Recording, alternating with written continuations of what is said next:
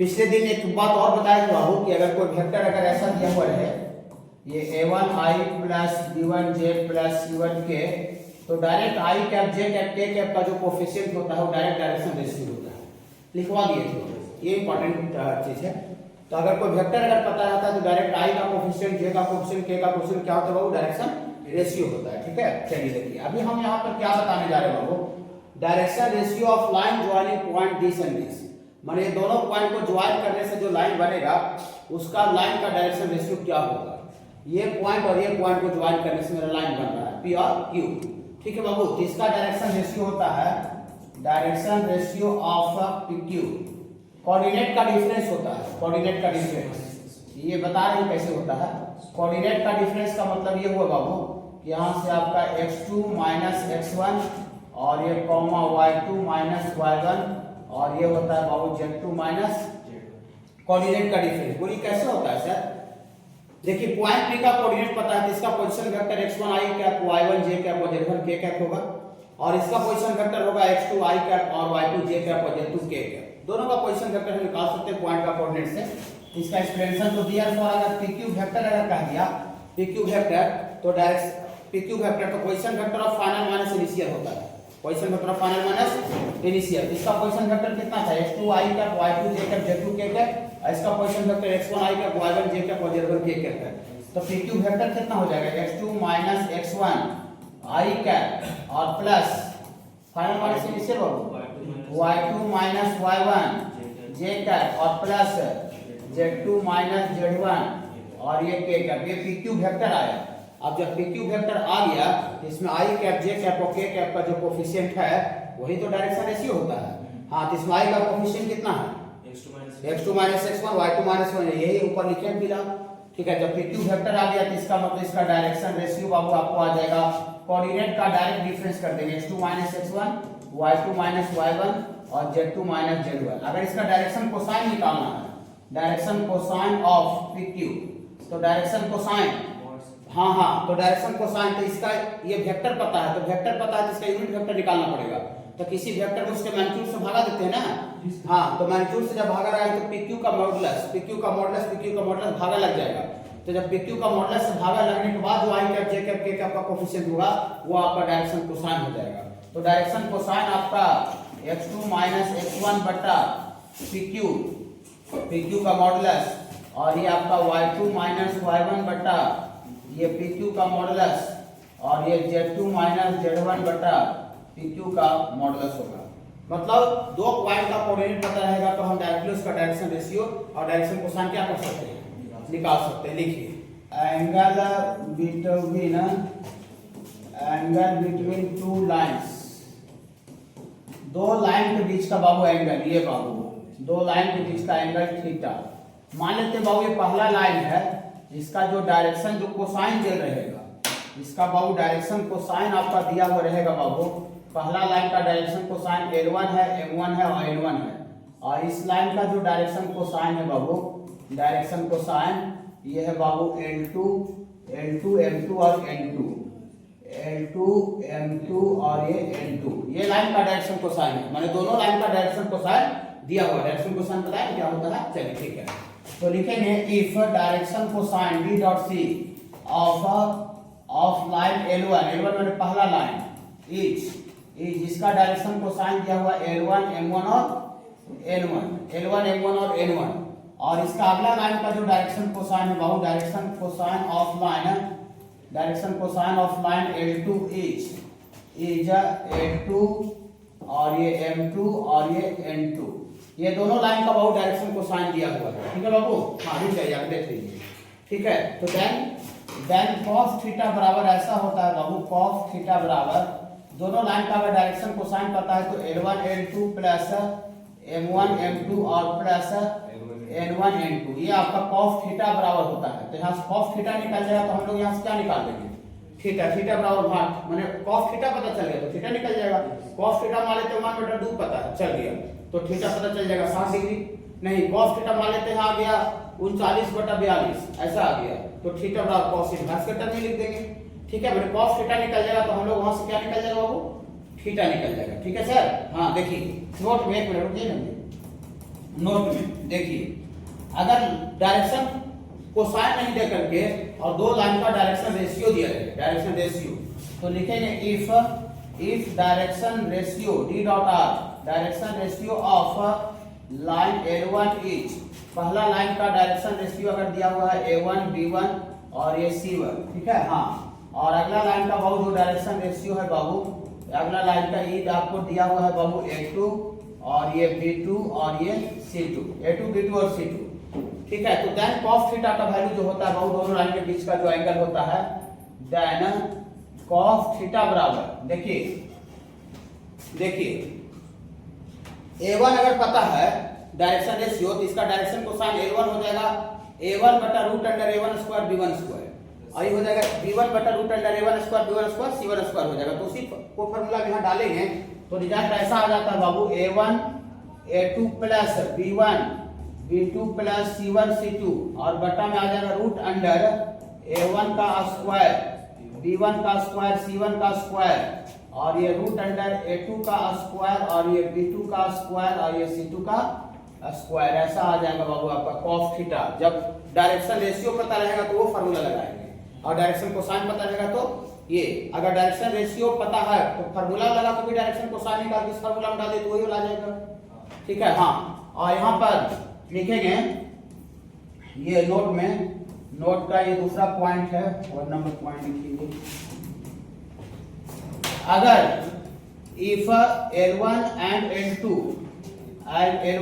L2 are perpendicular, जो L1 और जो L2 है बाबू एक दूसरा के परपेंडिकुलर है, परपेंडिकुलर का मतलब थीटा बराबर कितना बाबू, 90 डिग्री, तो थीटा 90 होगा तो cos 90 का वैल्यू क्या हो जाएगा, 0, तो cos 90, ये cos 90 हो जाएगा तो cos 90 0, इसका वैल्यू 0 आ जाएगा ना।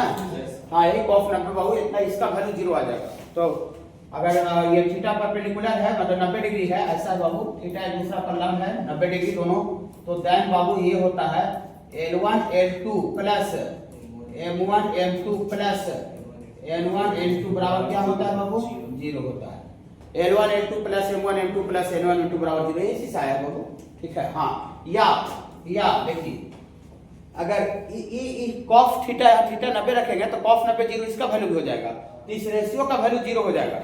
किसी भी रेशियो का वैल्यू 0 होता है तो नॉमिनेटर 0 होना चाहिए, डिनोमिनेटर 0 होना चाहिए, नॉमिनेटर 0 होना चाहिए। 0 बटा समथिंग मैथमेटिक्स में 0 होता है, समथिंग बटा 0 अनडिफाइंड होता है।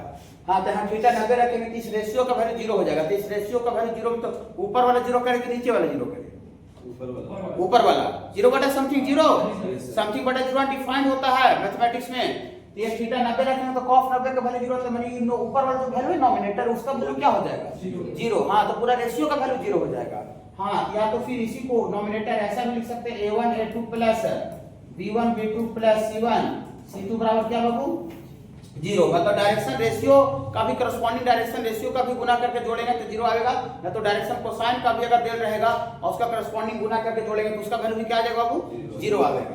अगर आपको परपेंडिकुलर रहेगा, फॉर परपेंडिकुलर के लिए, सॉरी परपेंडिकुलर को लिखिए दीजिए, फॉर पैरेलल, अगर दो लाइन बाबू आपस में पैरेलल है, पैरेलल का मतलब समानांतर, हाँ देखिए ऐसा 180 या फिर 0 ऐसा लिखेंगे। फॉर पैरेलल के लिए, फॉर पैरेलल के लिए ऐसा कंडीशन होता है बाबू, A1 बाई A2 बराबर B1 बाई B2 बराबर C1 by C2। Corresponding direction ratio का जो अनुपात है रेशियो दोनों का, वो अगर हर एक जगह रेशियो तीनों का बराबर आ जाए, ये दोनों लाइन बाबू आपस में क्या हो जाएगा बाबू, पैरेलल। ये कंडीशन परपेंडिकुलर का है, ये कंडीशन पैरेलल का है, ओके। हाँ, लिखिए। अगला एक और है बाबू 3/7, ये आपका है 2/7 और ये 6/7। ये दोनों लाइन का बहुत डायरेक्शन को साइन दिया हुआ, उसके बीच का एंगल निकालना है।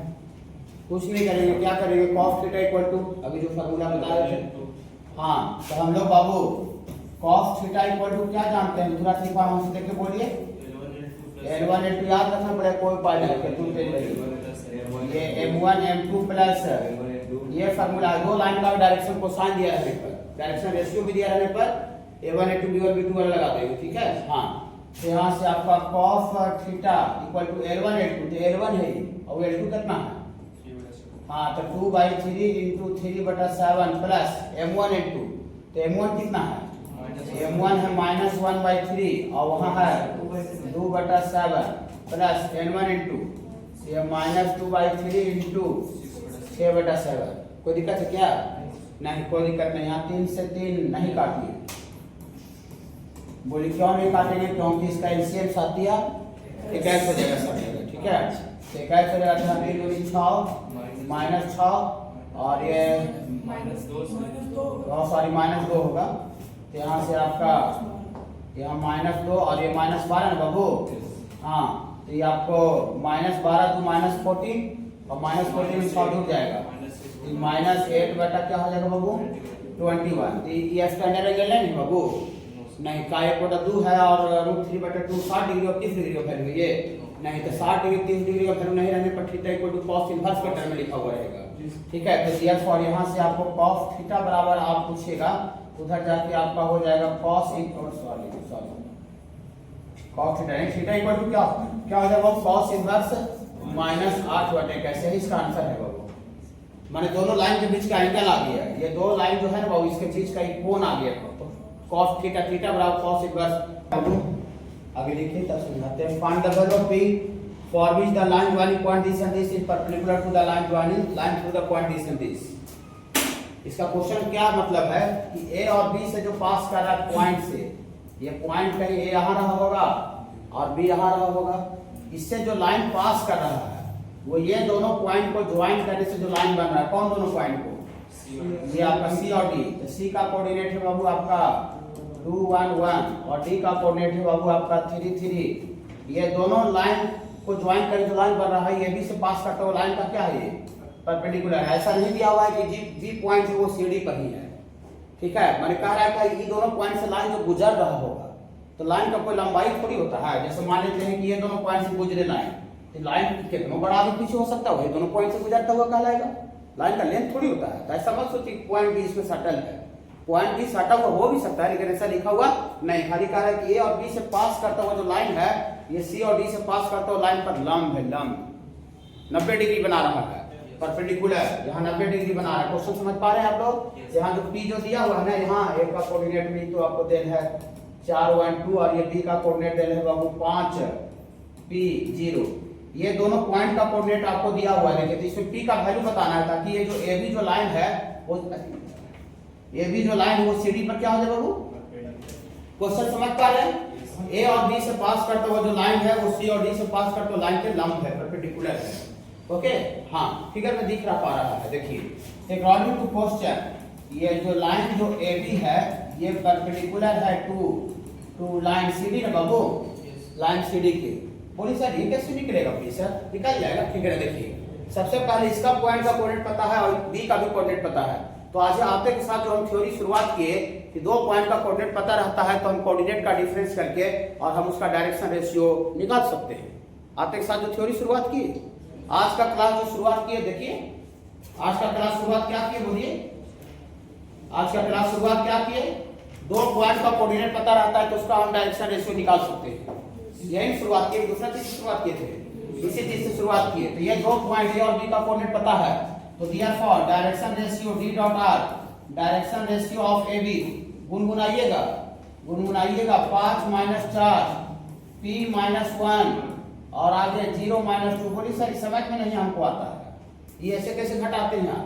ठीक है, यही x2 - x1 y2 - y1 z2 - z1 अभी बताए। ठीक है, कोऑर्डिनेट का डिफरेंस बताए। चलिए बताए, इसको एक लाइन और लिखे, 5 में से 4 के 1 और ये p - 1 और ये -2 हो जाएगा। डायरेक्शन रेशियो ए बी का आ जाएगा, तो डायरेक्शन रेशियो ऑफ ये ए बी आ जाएगा। जिस तरह से आप डायरेक्शन रेशियो ए बी का निकाले सर, उसी तरह से डायरेक्शन रेशियो सी डी का भी निकालना पड़ेगा। ठीक है, तो direction ratio of C D बताइए, and direction ratio of C D गुनगुना जाइए 3 - 2 हाँ 3 - 2 और फिर 3 - 1 और ये -1 ये समझ पा रहे सारे बच्चे? 1 2 -2 ये डायरेक्शन रेशियो सीडी का है। और दो लाइन जो ए बी का भी डायरेक्शन रेशियो निकाल दिया, सीडी का भी डायरेक्शन रेशियो निकाल दिया, और पीछे थ्योरी अभी दो लाइन का डायरेक्शन रेशियो पता है। तो देखिए परपेंडिकुलर का क्या कंडीशन है, A1 A2 B1 B2 C1 C2 बराबर 0। कितना तेरे हमको उससे कोई दिक्कत नहीं, कितना बहुत फिर उससे हमको कोई दिक्कत नहीं, आपको ये वाला बात याद रखना पड़ेगा। ठीक है, ये सब फार्मूला हो गया, पॉइंट हो गया। ठीक है सर। हाँ, ये दोनों लाइन परपेंडिकुलर है, ये जो AB है वो CD पर परपेंडिकुलर है। अकॉर्डिंग टू क्वेश्चन जो AB जो है ये परपेंडिकुलर है किस पर बाबू? CD पर। तो थोड़ा सा बोलिए, फार्मूला भी लिख देते हैं। A1 A2 plus B1 B2 plus C1 C2 बराबर 0। तो A1 यहाँ है, A1 1 है बाबू 1, और A2 भी कितना है 1 है, प्लस B1 B2 B1 यहाँ कितना है P माइनस 1, B1 B2 कितना है 2, और C1 कितना है C1 माइनस 2 है, C2 कितना है C2 माइनस 2 है, ये भी माइनस 2 ये भी माइनस 2 है। हाँ, और इतना बराबर क्या बाबू? इतना बराबर बाबू आपका 0, इतना बराबर 0। तो यहाँ से 1 गुना 1 तो 1 होता है बाबू, और प्लस इसको गुना करेंगे तो 2p माइनस 2, और यहाँ 4 हो जाएगा बराबर 0। तो यहाँ 4 अब 1 5 5 से 2 घट गया, 3 उधर चल जाएगा, तो 2p इक्वल टू माइनस 3। तो p ओ अच्छा, क्वेश्चन समझ पा रहे हैं आप लोग? AB का डायरेक्शन रेशियो निकाल दिए, CD का डायरेक्शन निकाल दिए, परपेंडिकुलर का जो कंडीशन होता है 1 A2 B1 B2 C1 C2 बराबर 0 कर दिए, वहां से p निकल गया, वही p निकालना था। हाँ, डॉट प्रोडक्ट का भी यूज करके बना सकते हैं। देखिए इस तरह का अगर क्वेश्चन आता है, अब डिजिट चेंज करके बात अलग है। देखिए पॉइंट का कोऑर्डिनेट देखिए, लेकिन ये क्वेश्चन आपको आता है। देखिए find the coordinate of the foot of the important इसलिए स्टार भी लगा दिए, ये टीचर का काम होता है। ठीक है। हाँ देखिए, find the coordinate of the foot of the perpendicular drawn from the point D to the line वाली पोजीशन D। सबसे पहले फिगर इसका बनाएंगे। क्वेश्चन क्या कह रहा है? कह रहा बाबू पॉइंट A से लंब डाला जा रहा है परपेंडिकुलर, तो परपेंडिकुलर का फुट का कोऑर्डिनेट बताना है। ठीक है, कहां पर लंब परपेंडिकुलर डाला जा रहा है? To the line joining point this and this. ये दोनों पॉइंट को ज्वाइन करने से जो लाइन बनेगा, ऐसा क्वेश्चन है बाबू। ये दोनों पॉइंट को ज्वाइन करने से B का कोऑर्डिनेट है 0 -1 3, और ये C का कोऑर्डिनेट है बाबू 2 -3 -1, और यहां से बाबू A से आपका A से परपेंडिकुलर डाला जा रहा है, तो A B C D, यही जो D है वही हाँ फुट ऑफ परपेंडिकुलर है। ये परपेंडिकुलर का फुट है, फुट का मतलब पैर होता है, पैर समझते निचला हिस्सा, यहाँ से लंब डाला जा रहा है। ओके, तो D का कोऑर्डिनेट बताना है, D का कोऑर्डिनेट बताना है। क्वेश्चन समझ गए? A से परपेंडिकुलर डाला जा रहा है, कौन सा पॉइंट को ज्वाइन करें इस लाइन बनने पर? B और C को ज्वाइन करें, जो लाइन बन रहा है उस लाइन पर A से बाबू परपेंडिकुलर डाला जा रहा है बाबू, तो D का कोऑर्डिनेट बताना है, फुट ऑफ परपेंडिकुलर का कोऑर्डिनेट बताना है। क्वेश्चन कोई खास नहीं, समझ में नहीं आ रहा है। ओके सर, जैसे यहाँ से लंब डाला तो लंब का पैर निकालना है, कौन सा लाइन पर लंब डाला वो दिखा हुआ है। ठीक है, फुट मतलब पैर होता है, यही ना पैर है, पैर मतलब इन पॉइंट, फुट का यहाँ खत्म हो जा रहा है, खत्म जहाँ होता है इसको पैर बोलते हैं। ओके सर, क्वेश्चन समझ में आ रहा है? आइडिया बता सकते हैं क्या? ऐसे फुट का थोड़ा बोला आइडिया विचार। हाँ, डायरेक्शन रेशियो BC का तो निकालेंगे, उसके बाद AD तो D तो पता नहीं है। कोऑर्डिनेट देखिए मान करके इनका हम कहना पर आगे काम करते हैं। ये जो ई बोल रहे हैं कि कोऑर्डिनेट मान करके आप डायरेक्शन रेशियो निकालिए। ठीक है, A का कोऑर्डिनेट दिया हुआ है ये 184, अब ये कह रहे हैं कि D का कोऑर्डिनेट मान लीजिए, ऐसा मान लेंगे हम D का कोऑर्डिनेट, और AD का डायरेक्शन रेशियो निकालिए x1 - 1, ऐसे ही बोल रहे हैं कोऑर्डिनेट का डिफरेंस, और फिर ये y1 - 8 और फिर z1 - 4, ये AD का डायरेक्शन रेशियो निकला। फिर BC का डायरेक्शन रेशियो निकालिए, ये 2 - 0 जो भी आएगा, -3 - 1 +1 -2 आ जाएगा, -1 ये -4 हो जाएगा, जो भी हो। लेकिन ये BC का डायरेक्शन रेशियो, इसका डायरेक्शन रेशियो। अब ये फिर बोलिएगा, ये बोलेंगे कि दोनों परपेंडिकुलर है तो वो वाला कंडीशन लगाइए A1 A2 वाला, तो A1 A2 करेंगे तो दिस गुना दिस, तो x1 - 1 × 2 प्लस y1 माइनस इतना -2, और फिर इतना प्लस z1 z2, तो z -4 गुना -4 बराबर 0। तो एक इक्वेशन में ही, सिंगल इक्वेशन में ही x1 y1 z1 तीनों का तीनों नजर आ रहा है। तो हम कोई कीमत पर हमको को मारते मारते जान भी मार देगा ना, तो हम एक इक्वेशन के माध्यम से x1 y1 z1 इक्वेशन का वैल्यू हम निकाल सकते हैं। नहीं, उसका यूज नहीं करना है। हाँ, कैसे डॉट प्रोडक्ट यूज करेंगे बताइए? परपेंडिकुलर है तो उसका इक्वेशन निकाल के 0 कर देंगे ना, तो उसका भी एक इक्वेशन उससे आ जाएगा, एक इक्वेशन इससे आ जाएगा। कहाँ परपेंडिकुलर है इक्वेशन? एक एडी परपेंडिकुलर। हाँ एडी परपेंडिकुलर, एडी का इक्वेशन निकालेंगे। एडी और ये हाँ किसका इक्वेशन निकालेंगे? ये दोनों को मतलब डॉट प्रोडक्ट करेंगे तो 0 आ जाएगा ना, एक्स वाई उसमें भी यही वाला बनाएगा। ये जो आता है कंडीशन वही डॉट प्रोडक्ट से आता है। अभी बताएं ये जो आता है बाबू ना, ये डॉट प्रोडक्ट से ही ये माने आया हुआ चीज है। वहां से दूसरा चीज आएगा, वही वाला चीज आएगा। समझे? तो आप कहाँ पर क्या दिक्कत हो रहा है समझ रहे हैं? आपका जो सोचे हम उसको करके दिखा दिए। इन्हें वापस तरीका से बना के बच्चा को बता दें और बच्चा अपना दिमाग में माने क्वेश्चन रखे रह जाए। ठीक है क्या? ऐसे भी तो कर सकते थे, ठीक है ना? हम तो सही कर रहे थे। ठीक है, देखिए एक इक्वेशन है और आपका नोन है x1 y1 z1, तीनों का तीनों। एक इक्वेशन के माध्यम से कोई कीमत पर इक्वेशन को सॉल्व नहीं कर सकते। देखिए इसका तरीका क्या है, ऐसे नहीं बनेगा, मान करके कोऑर्डिनेट नहीं बनेगा। इतना आप क्लियर रखिएगा, ठीक है बाबू? चलिए कहाँ फंस रहे थे वही बता दी। देखिए इसका तरीका क्या है सर, यहाँ देखेंगे सारे बच्चे। तरीका क्या है कि डी जो है फुट ऑफ परपेंडिकुलर है ना जी? हाँ, डी जो है अकॉर्डिंग टू क्वेश्चन जो डी है, D is the foot of perpendicular है। फुट ऑफ परपेंडिकुलर, डी जो है परपेंडिकुलर का फुट है ना? हाँ, तो बताइए डी है तो कुछ बीसी को कोई रेशियो में बांटना होगा कि नहीं?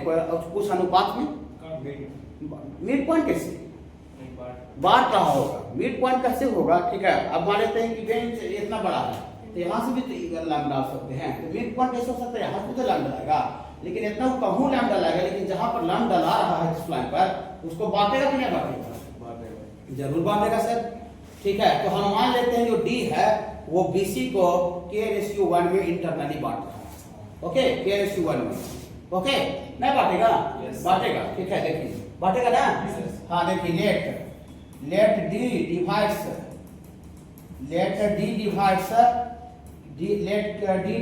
BC, let D divides BC in k/1 internally बांटेगा k/1 में। तो ये रेशियो k/1 BC लिखे हैं मैंने, और रेशियो आगे k/1 लिखे हैं मैंने। बी तक रेशियो कितना लेंगे? कि आवाज कितने? 1। ठीक है, तो देयरफॉर इंटरनल माने तो D का कोऑर्डिनेट बताइए। D का कोऑर्डिनेट लॉजिक लगा के 3D में भी सेक्शन फार्मूला होता है, लिखवा दिए थे। ठीक है, तो इधर वाला रेशियो में इसका एक्सपोनेंट से गुना होता है, याद है नहीं सर? 2k इधर वाला में इधर से गुना होता है, प्लस 1 गुना 0 प्लस ये बटा k+1। ये x कोऑर्डिनेट आया, y कोऑर्डिनेट गुणा के जाइएगा आपको -3 के, ये वाला -3 का ना। और फिर 1 में प्लस 1 गुना -1 बटा k+1। कहाँ से जादू चल रहा है समझ में आ रहा है?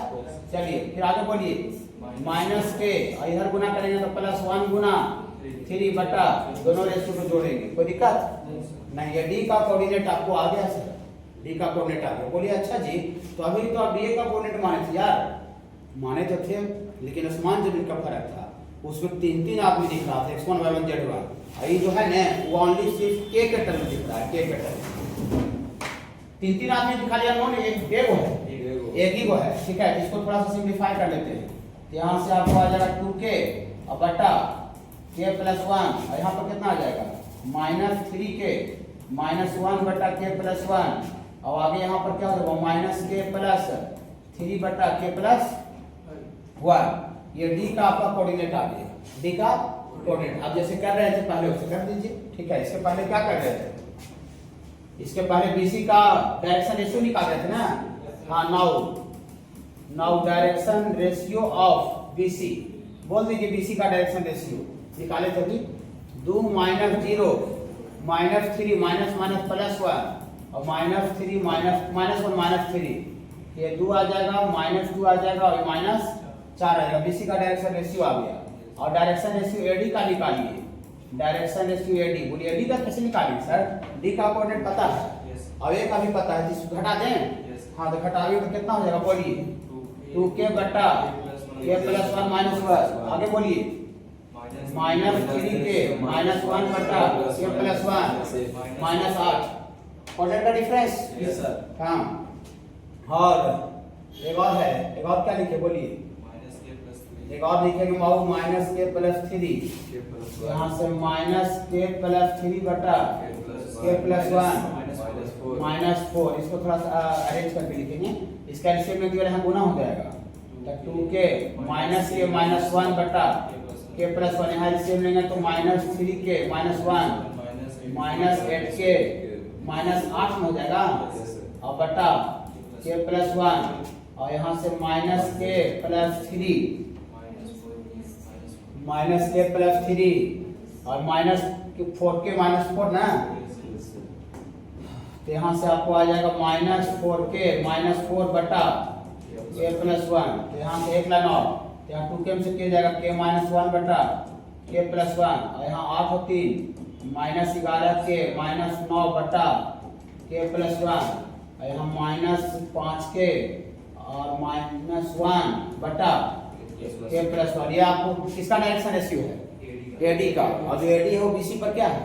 परपेंडिकुलर है। हाँ, तो एंड एडी जो है वो परपेंडिकुलर है टू बीसी, तो परपेंडिकुलर फॉर्मूला लिखते हैं a1 a2 plus b1 b2 plus c1 c2 बराबर 0। तो a1 होता है पहला लाइन का डायरेक्शन रेशियो, तो इसका यहाँ 2 है, 2 इंटू के माइनस 1 बटा के प्लस 1, और समझ लेंगे लोगों, और b1 b2 तो माइनस 2 इंटू 11 के माइनस 9 बटा के प्लस 1 c1 c2, ये c1 c2 तो माइनस 4 इंटू माइनस 5 के माइनस 1 बटा के प्लस 1, इतना बराबर 0, इतना बराबर 0। यहाँ से एलसीएम इसका कितना आ जाएगा?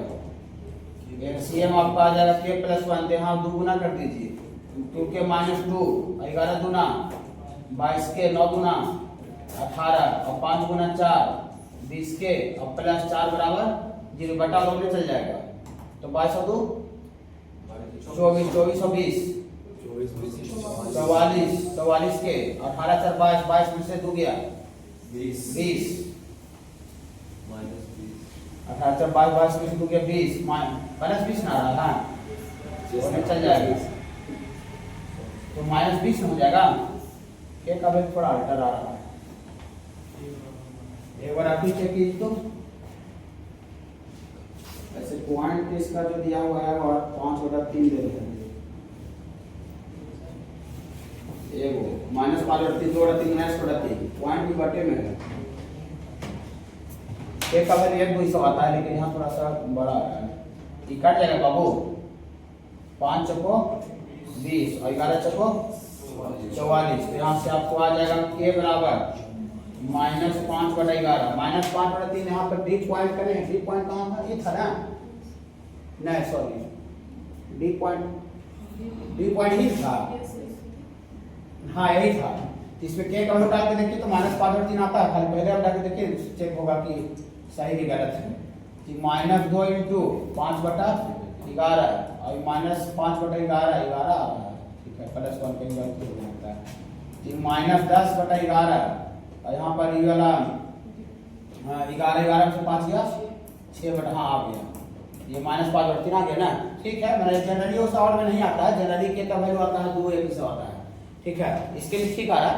तो इसको के का वैल्यू कहाँ डाल देंगे? डी का फुट ऑफ परपेंडिकुलर कोऑर्डिनेट निकल जाएगा यहाँ पर ना, हाँ इसको 1 मान लीजिए, 1 तो कहीं नहीं मानेंगे, इसको कहाँ डाल दी बाबू? 14 1, तो 14 1 में डालेंगे तो दियर फॉर, समझ रहे हैं ना? हाँ नहीं समझिए तो एक बार और समझा देंगे। डी का कोऑर्डिनेट आपको आ जाएगा, यहाँ डालिए तो -2 इंटू के का मतलब -5/11 और के आपका है -5/11 प्लस 1 और -3 इंटू के, तो के के जगह पर है बाबू -5/11 और -1 और बटा प्लस 1, -5/11 प्लस 1 और यहाँ माइनस के मतलब -5/11 और प्लस 3 बटा के प्लस 1 -5/11 प्लस 1। तो ये तो सिंप्लीफाई कर दिए थे, लेकिन फिर से करेंगे अभी, एक ही कुछ पता चल गया, -5/3 सही था।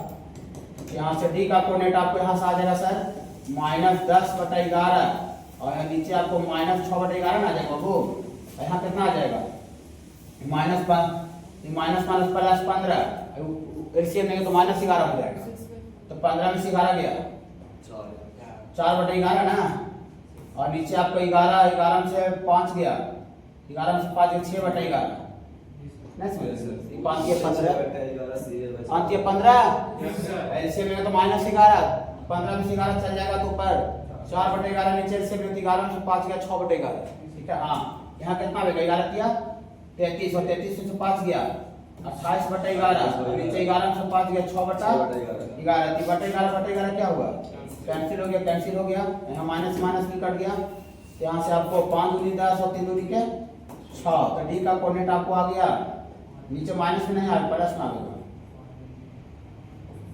11 में से 5 गया 6 प्लस में आएगा, तो माइनस ऊपर वाला रह जाएगा, -5/3 इसका कोऑर्डिनेट है, पहला कोऑर्डिनेट, यहाँ -5/3 आ जाएगा, और यहाँ बाबू 2 बटा कितना आ जाएगा बाबू 2/3, और यहाँ कितना आ जाएगा बाबू 14 14/3 आ जाएगा, -5/3 2/3 और 14/4 19/3 आ गया, 38 आ रहा है 33 और 5 + 5 38, अच्छा सॉरी यहाँ -k/3 पहला ही से माइनस है, k का वैल्यू पूर्ण माइनस में है, यहाँ पर क्या हो जाएगा पहले समझ रहे हैं ना। हाँ तो यहाँ पे 33 और 5 कितना है बाबू 38, 19/3 आ रहा है, तो यहाँ से 38 हो जाएगा, तो 38 आ जाएगा कितना है बाबू 19/3।